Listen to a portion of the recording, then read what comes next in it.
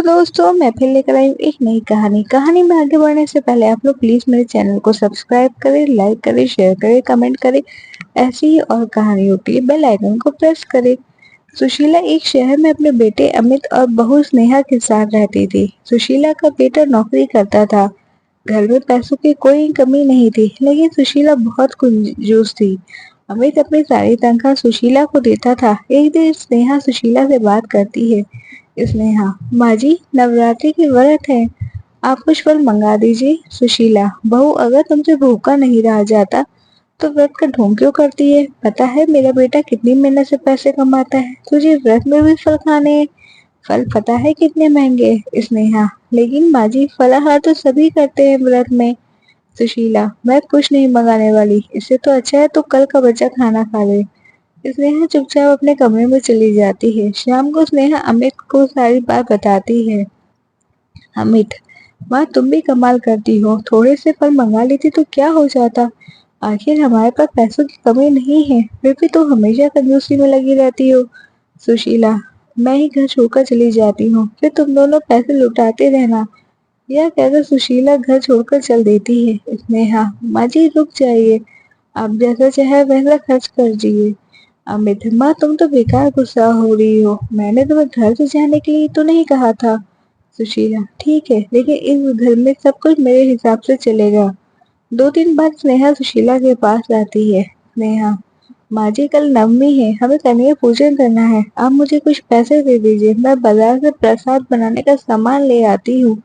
सुशीला, बहू कन्याओं को खाना खिलाने से क्या होगा? एक काम कर, तू कन्याओं को पूजन करके 2-2 रुपए दे देना, बच्चे हैं, उन्हें बहलाना कौन सा मुश्किल काम है। स्नेहा सुशीला से बहस ना करके चुपचाप अपने पैसों से सारा सामान ले आती है।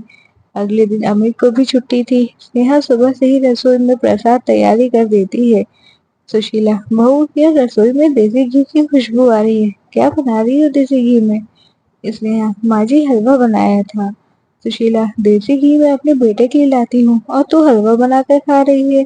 स्नेहा, नहीं माँ जी, कन्या पूजन के लिए बनाया है, अभी पूजा करके कन्या को खाना खिलाना है।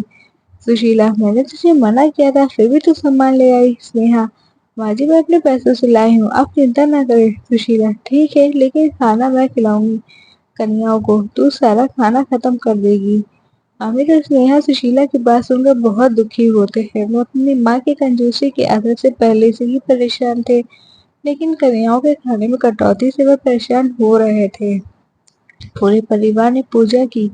पूजा के बाद स्नेहा कुछ देर माँ दुर्गा के सामने बैठकर प्रार्थना करने लगी। स्नेहा, हे देवी माँ, हमारी भूल चूक क्षमा करना, मेरी सास का हृदय परिवर्तन कर दो जिससे वह कंजूसी छोड़ दे।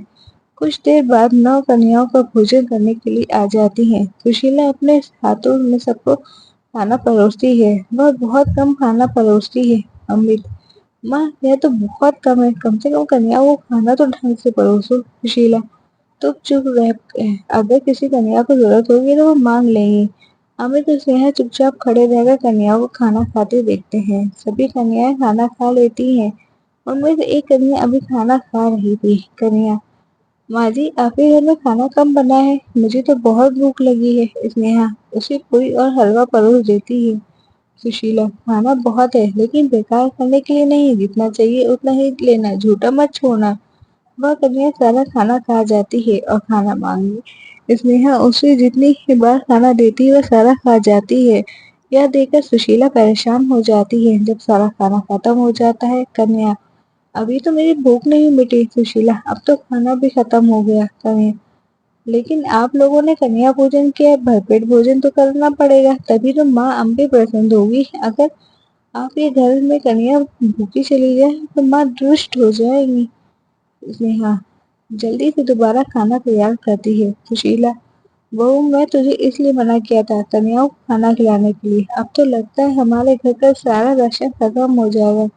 कन्या, माँ जी कंजूसी छोड़कर पूजा किया करो, देवी माँ के प्रसाद में कैसी कंजूसी। सुशीला चुपचाप खाना खा लेती है और अपने घर जा अपने घर जा स्नेहा उसे और खाना लाकर देती है, जिसे खाकर कन्या खड़ी हो जाती है। कन्या, खाना तो हो गया लेकिन कन्या को दक्षिणा भी तो दो, कंजूस दादी। सुशीला, हे भगवान, अब इसे पैसे भी चाहिए। तभी अमित उस कन्या को पैसे दे देता है। अमित और स्नेहा उसके पैर छूकर आशीर्वाद लेते हैं। कन्या, आप भी पैर छू लो, मैं आपको भी आशीर्वाद दे दूंगी। सुशीला बेमन से पैर छूने के लिए झुक जाती है।